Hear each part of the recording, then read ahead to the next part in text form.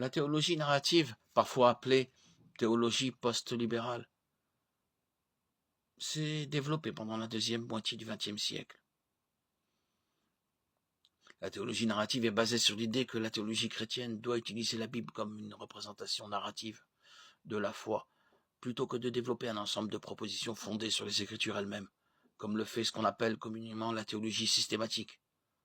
Pour faire bref, la théologie narrative a un sens assez large, mais il s'agit généralement d'une approche théologique qui cherche du sens au récit et rejette les propositions de vérité de la théologie systématique. D'autres fois, la théologie narrative est associée à l'idée que la Bible n'est pas une liste de lois et de principes, mais qu'elle nous met en relation avec Dieu et nous apprend à jouer notre rôle dans la grande fresque du salut. La théologie post-libérale est très controversée et a été abondamment critiquée.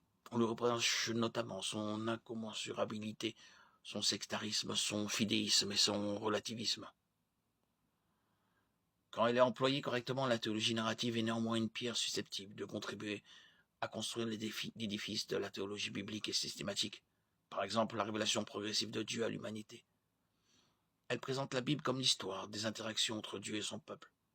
Pour ses partisans, cela ne veut pas dire que la Bible affirme des vérités, mais qu'elle décrit surtout la relation entre Dieu et son peuple et nous montre comment entrer dans ce récit.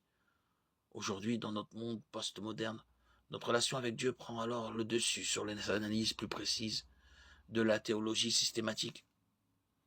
Les partisans de la théologie narrative prétendent aussi que cette méthode réduit le risque de sortir des versets de leur contexte pour appuyer une position doctrinale.